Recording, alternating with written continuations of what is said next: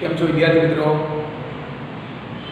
ચાલો આપણે નવું ચેપ્ટર જે છે પ્રાયોગિક ભૂમિતિ એની આપણે શરૂઆત કરીશું. ચાલો તો સૌપ્રથમ થોડુંક આગળનું યાદ કરી લઈએ. આપણે 7મા ધોરણની અંદર આપણે ત્રિકોણની રચના જોઈ હતી. તો ભાઈ ત્રિકોણની રચના માટે કેટલી બાબતો જરૂરિયાત હોય. સામાન્ય રીતે આપણે જાણીએ છીએ કે ત્રિકોણ રચવા માટે 3 બાજુઓ, 3 ખૂણાઓ અથવા તો બાજુ ખૂણો બાજુ મતલબ 2 બાજુ 1 ખૂણો અથવા 2 ખૂણા 1 બાજુ. ચાલો આટલી બાબતોની જરૂરિયાત મતલબ 3 વસ્તુની જરૂરિયાત હતી. તો હવે ચતુષ્કોણ જે છે એ રચવાનો છે. પ્રાયોગિક ભૂમિતિની અંદર આપણે 7મા ધોરણમાં આવે ચતુષ્કોણની રચના સમજવાની છે. ચાલો હવે 7મા ધોરણમાં તમે જે શીખી ગયા છો તો કોઈ પણ 3 બાજુના માપ પરથી કોઈ પણ ત્રિકોણ જે છે એ આપણે રચી શકતા હતા. તો હવે પ્રશ્ન એ થાય કે ત્રિકોણ દોરવા માટે 3 માપ પૂરતા છે. તો હવે આપણે 4 બાજુવાળી બંધ આકૃતિ એટલે કે ચતુષ્કોણ દોરવા માટે 4 ખૂણા પૂરતા છે અથવા 4 માપ પૂરતા છે.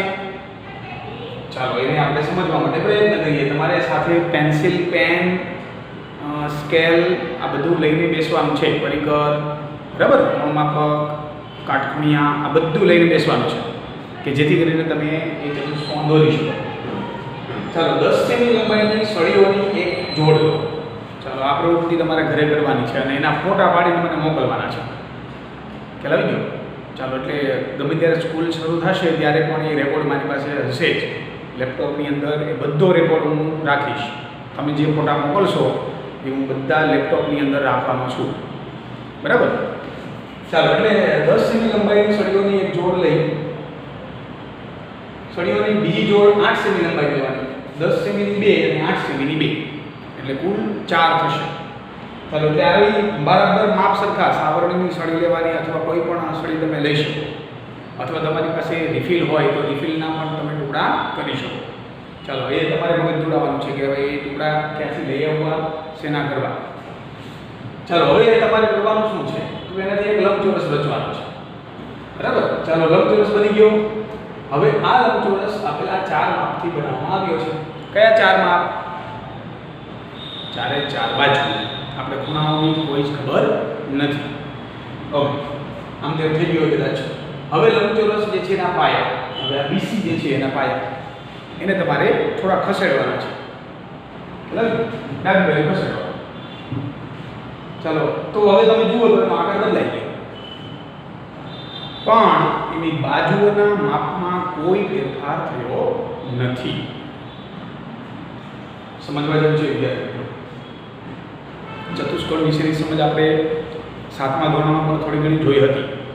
તો અહીંયા આગળ આપણે જોયું કે લંબચોરસ જે છે એની અંદર જે માપ છે એ જ માપ અહીંયા છે પણ ફરક માત્ર એટલો છે કે આ BC પાયો છે થોડો આ બાજુ છે એટલે 8 સેન્ટીમીટર 8 સેન્ટીમીટર 10 સેન્ટીમીટર 10 સેન્ટીમીટર કોઈ જ ફરક નથી. બાજુના માપમાં કોઈ ફેરફાર નથી. ચાલો ફરી બાજુ એવો ચતુષ્કોણ બની ગયો. હવે BC ને જમણી બાજુ ખસેડો તો પણ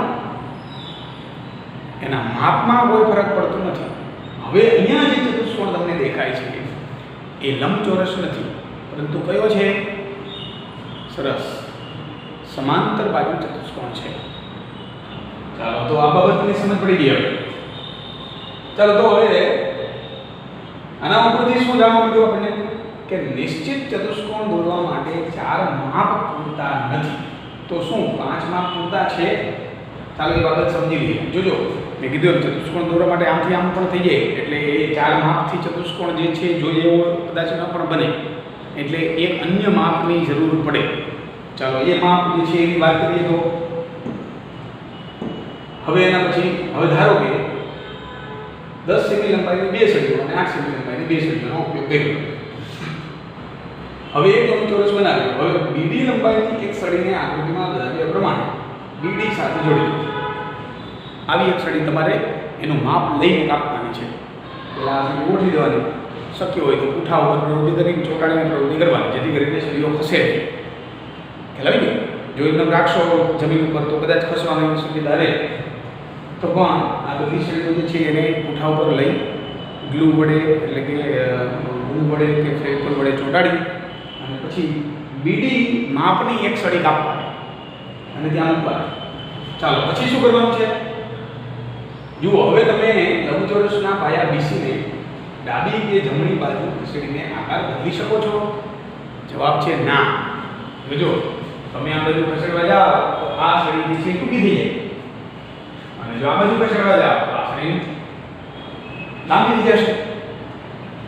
મતલબ એવો થયો કે તમે આ માપ જે છે જો એ આપેલું હોય, બીડી માપ, વિકર્ણનું કોઈ એક માપ આપ્યું હોય તો તમે નિશ્ચિત આકારનો ચતુષ્કોણ બનાવી શકો.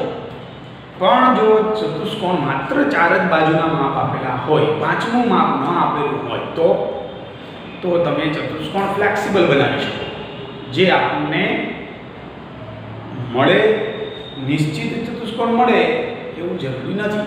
મતલબ આપણે જે નક્કી કરેલો છે એવો ચતુષ્કોણ કદાચ ન પણ મળે. ચાલો, એના માટે જે છે પાંચમી બાબતની આવશ્યક છે. એટલે ગાંઠ એવી નથી વાળી લેવાની કે પાંચમી બાબત વિકર્ણ જ જોઈએ. ઘણી વખત ખૂણાઓ પણ આપેલા હોય તો પણ ચાલે. ખ્યાલ આવી ગયો? ચાલો સારું. બાજુઓ એકાદ બે બાજુને લેફ્ટ કરી હોય ને ખૂણા આપ્યા હોય, બાકીની બાજુઓ આપેલી હોય તો પણ ચતુષ્કોણ રચી શકાય છે. ચાલો એની વાત કરીએ હવે. ચાલો, આકૃતિને ખોલ્યા સિવાય આ શક્ય નથી. મતલબ આકૃતિને તમે ભીખો નહીં ત્યાં સુધી શક્ય ન બને. આમ પાંચમી સળીને લંબચોરસના વિકર્ણ ડાયગોનલ તરીકે ઓળખાવતા એક નિશ્ચિત લંબચોરસ પ્રાપ્ત થાય છે. નિશ્ચિત લંબચોરસ પ્રાપ્ત થાય મતલબ આપણે જે નક્કી કરેલો છે એવો ચતુષ્કોણ જે છે એ આપણને મળે.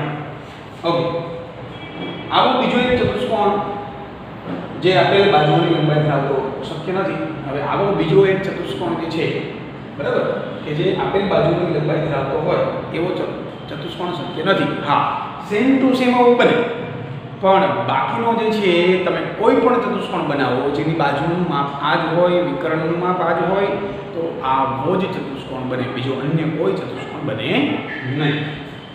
ચાલો, આ રીતે આપણે જોયું કે 5 માપ દ્વારા નિશ્ચિત ચતુષ્કોણ પ્રાપ્ત થાય છે. પણ શું 5 માપ ખૂણા અને બાજુ એક નિશ્ચિત ચતુષ્કોણ દોરવા માટે પૂરતા છે? ચાલો એની ચકાસણી કરવાની છે. આ બહુ અગત્યનો મુદ્દો છે વિદ્યાર્થી મિત્રો. કારણ કે હવે તમારે ચતુષ્કોણ દોરવા માટે હું જેમ સૂચના આપતો જાઉં એ પ્રમાણે તમારે કાર્ય કરવાનું છે. ખ્યાલ આવી ગયો? જેથી કરીને તમે એ ચતુષ્કોણ રચી શકો છો. ચાલો હવે વિચારો અને લખો. આ તમારે જાતે કરવાનું છે. આકૃતિની અંદર અહીંયા આગળ જે તમને લખવા આપેલું છે ત્યારબાદ હવે ચતુષ્કોણ રચવા માટેની વાત કરી છે. જો નીચે આપેલા માપને આધારે નિશ્ચિત ચતુષ્કોણ કેવી રીતે રચી શકાય એ શીખીશું. ચાલો, પહેલી બાબત, જ્યારે 4 બાજુઓને એક વિકર્ણ આપ્યો હોય, બહુ સમજવાનું છે વિદ્યાર્થીઓ. 4 બાજુ આપી હોય અને એક વિકર્ણ આપેલો હોય તો ચતુષ્કોણ રચી શકાય. ખાસ 2 વિકર્ણ અને 3 બાજુ આપેલી હોય તો વિકર્ણ ચતુષ્કોણ રચી શકાય. જ્યારે પાસેની 2 બાજુ અને 3 ખૂણા આપ્યા હોય ત્યારે ચતુષ્કોણ રચી શકાય છે. જ્યારે 3 બાજુ અને 2 અંતર્ગત ખૂણા આપ્યા હોય ત્યારે પણ ચતુષ્કોણ રચી શકાય છે. ચાલો, આ 4 રીતે ચતુષ્કોણ જે છે એ રચી શકાશે અને એ તમારે જે છે એ બધી બાબતોને ધ્યાનમાં રાખવાની છે. એ જેટલી બાબતો અહીંયા આગળ કીધેલી છે દરેક માટેનું એક ઉદાહરણ તમને સમજાવવામાં આવેલું છે કે જેથી કરીને તમે સમજી શકો. ચાલો, જ્યારે અન્ય ખાસ લાક્ષણિકતા જાણતા હોઈએ તો ચાલો એક પછી એક આ બધી રચનાઓ લઈએ. ચાલો, તો હવે અહીંયા આગળ જે છે આ બધી રચનાઓને આપણે સમજવાની છે. એમાં પહેલી બાબત, જ્યારે 4 બાજુ અને એક વિકર્ણની લંબાઈ આપેલી હોય. ચાલો, 4 બાજુ અને એક વિકર્ણની લંબાઈ આપી હોય તો કેવી રીતે લખવું? ચાલો આગળ જુઓ તો અહીંયા જુઓ તો AB એ બાજુ છે, AC એ વિકર્ણ છે, એ બાજુ નથી. BD અને AC જે છે એ AC પણ વિકર્ણ છે એટલે આપણે ભૂલ થાય છે. ચાલો જોઈ લઈએ. ચાલો,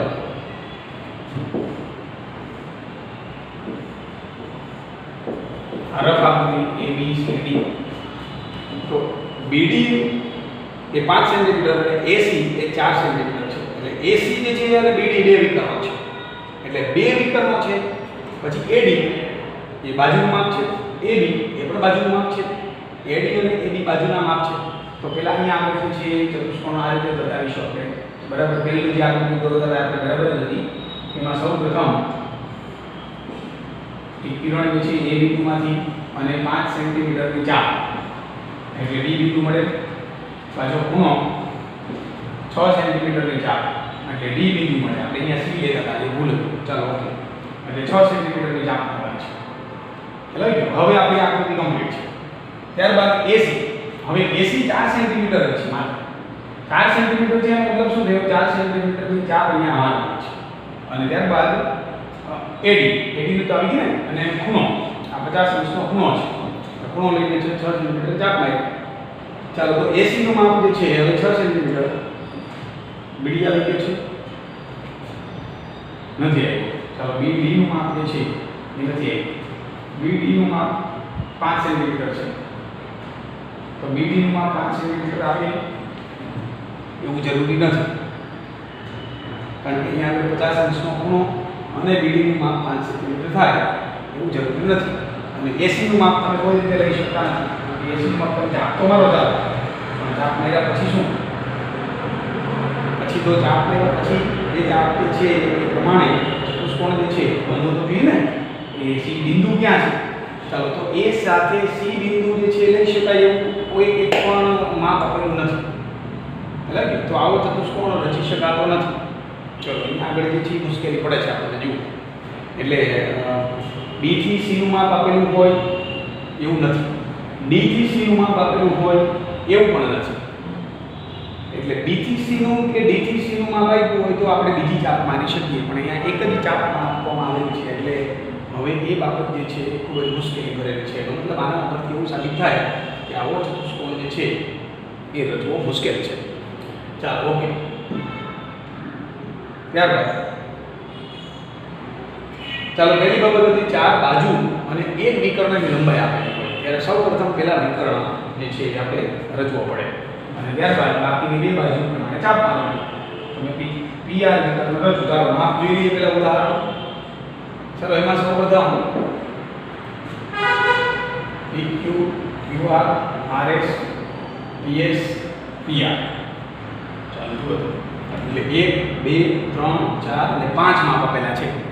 હવે PQRS લીધો છે મતલબ ચતુષ્કોણ રફ આપણે જો દોરીએ તો આ રીતે PQRS બરાબર. હવે PQRS માં વિકર્ણ જે છે PR છે ને SQ છે, પણ SQ નામ જે છે અહીંયા ક્યાંય આવ્યું નથી, પણ PR આવ્યું છે. તો સૌપ્રથમ PR દોરવાનું છે તમારે. નોટની અંદર સૌપ્રથમ 7 સેન્ટીમીટર લંબાઈનો એક રેખાખંડ દોરો. બંને રેખાખંડ જે છે ના અંત્ય બિંદુને નામ આપો P અને R. ચાલો આટલું કમ્પ્લીટ થયું. હવે P બિંદુ વાળો કોઈ એક જે છે માપ, હા PQ છે. ચાલો તો PQ 4 સેન્ટીમીટર છે. તો P બિંદુને કેન્દ્ર લઈ 4 સેન્ટીમીટરની ચાપ મારવાની છે. તો ઉપરની બાજુએ 4 સેન્ટીમીટરની ચાપ મારો. P બિંદુને કેન્દ્રમાં લઈ 4 સેન્ટીમીટર ચાપ મારો. હવે R પરથી ચાપ મારવા માટે R બિંદુ વાળું માપ જે છે લેવું પડે. QR બરાબર 6 સેન્ટીમીટર. તો R ની કેન્દ્રમાં લઈ ફરીથી ચાપ મારો. બંને ચાપ જ્યાં છેદે એ બિંદુને Q બિંદુ નામ આપો. આવું જ નીચે કરવાનું છે. PS ચાપ મારવાની 5.5 સેન્ટીમીટરની, RS ચાપ મારવાની 5 સેન્ટીમીટરની. બંને જ્યાં છેદે ત્યાં S બિંદુ નામ આપવાનું અને બાકીના બે રેખાખંડ જોડી દેવાના છે. એટલે આપણો ચતુષ્કોણ જે છે એ તૈયાર છે. મિત્રો અહીંયા આગળ સમાંતર બાજુ ચતુષ્કોણ બનાવવું જરૂરી નથી.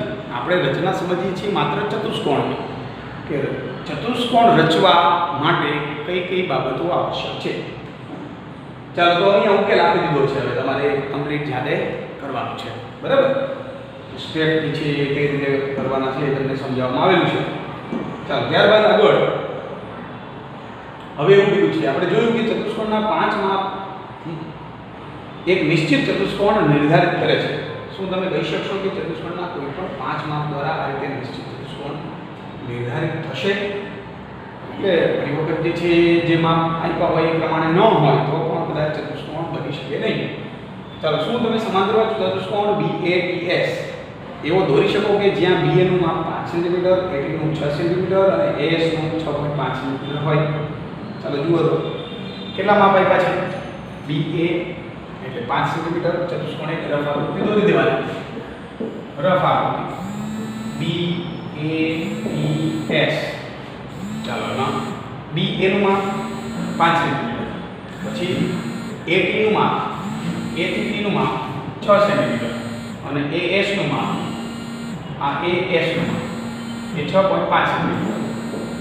ચાલો અહીંયા આગળ જે છે એ ચતુષ્કોણ તમે રચી શકશો? નહીં રચી શકાય. અહીંયા આગળ જે છે આ ચાપ કેવી રીતે મારવી એનો કોઈ આઈડિયા નથી આપણી પાસે BS નું માપ કે નથી BS નું માપ, એક પણનું માપ આપણી પાસે નથી, જેને કારણે આપણે એ ચતુષ્કોણ દોરી શકતા નથી. ચાલો પછીનું જે છે તમે ત્રીજી આકૃતિ જે છે એ પ્રયત્ન કરો, ચોથી આકૃતિ માટે પ્રયત્ન કરો. હવે ચતુષ્કોણ જે છે એ દોરવા માટેની જે શરતો છે એ પ્રમાણે તમને નીચે આપેલી છે. પહેલો ચતુષ્કોણ, બીજો, ત્રીજો અને ચોથો.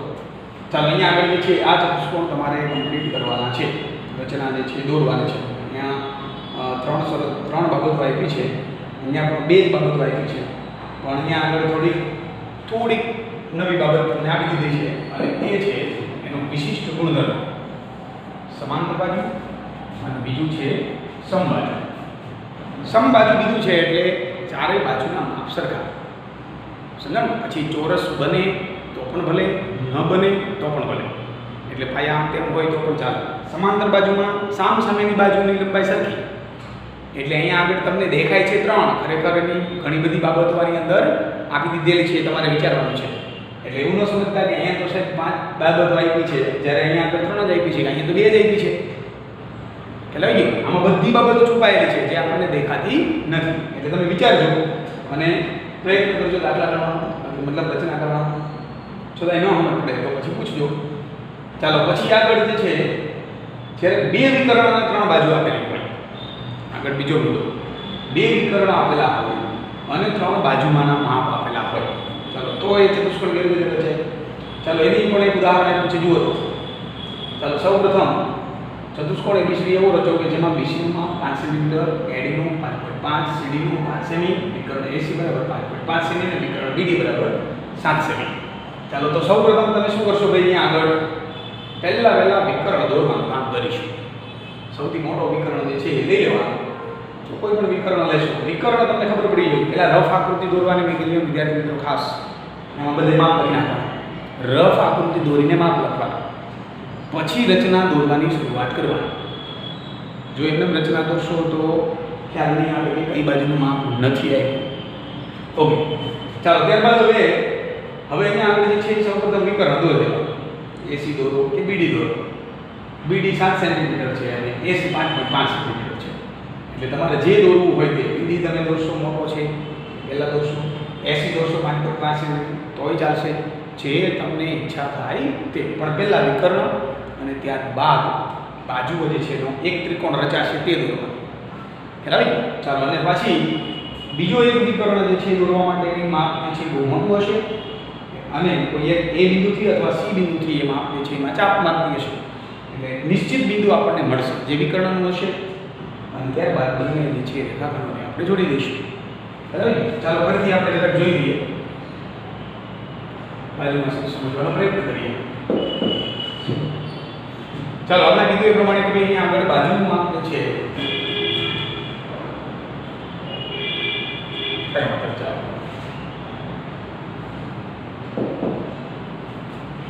ચાલો BC નું માપ 4.5. હું તમને કહેતો જાઉં એ પ્રમાણે તમારી પાસે પરિકર છે, સ્કેલ છે, એનું માપ લઈને તમે આકૃતિ દોરતા જજો. સૌપ્રથમ BD નું માપ દોરવાનું. ચાલો BD જે છે કેટલા સેન્ટીમીટરનો દોરવાનો છે? 7 સેન્ટીમીટર. ચાલો અહીંયા આગળ લખી નાખીએ BD 7 સેન્ટીમીટર. રેડી? ચાલો હવે જુઓ તો હવે BC એ 4.5 સેન્ટીમીટર છે.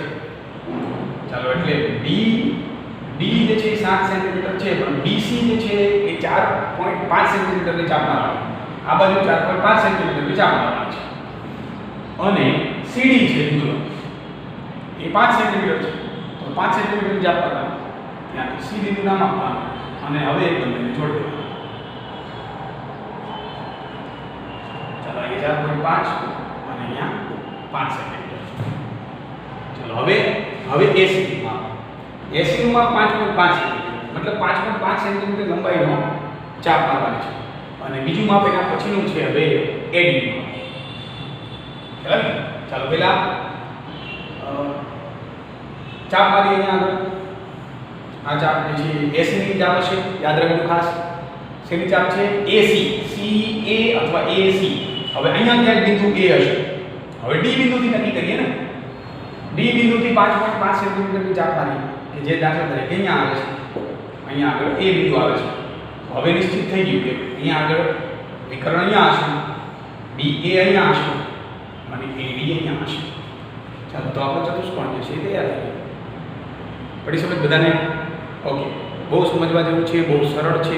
જો તમે વ્યવસ્થિત રીતે ધીમે રહીને સમજીને આકૃતિ દોરશો તો સમજવામાં મજા આવશે અને દોરવામાં પણ મજા આવશે. ચાલો તો હવે અહીંયા આગળ જે છે એ સોપાનો ફરી આપેલા છે અને ફરી સ્વાધ્યાય આપ્યો છે. તમને ફરી પાછા પ્રશ્નો પૂછ્યા છે, કરવાનું છે, લખવાનું છે બધાય નોટબુકની અંદર. અને 4.2 ફરી પાછું એની અંદર ફરી પાછા ચતુષ્કોણ જે જરૂરિયાત પ્રમાણે આપ્યા છે અને ફરી પાછું આપણે એક વિશિષ્ટ ચતુષ્કોણ આપ્યો છે. સમબાજુ. સમબાજુનો મતલબ ફરીથી બધી જ બાજુઓના માપ સરખા, એ ભૂલાઈ જવું જોઈએ નહીં. ચાલો હવે અહીંયા આગળથી 4.2.3 એટલે પાસેની બે બાજુ અને 3 ખૂણા આપેલા હોય તો ચતુષ્કોણ કેવી રીતે રચવો એની ચર્ચા આપણે હવે પછીના પીરિયડમાં લઈશું. ભારત માતા કી જય.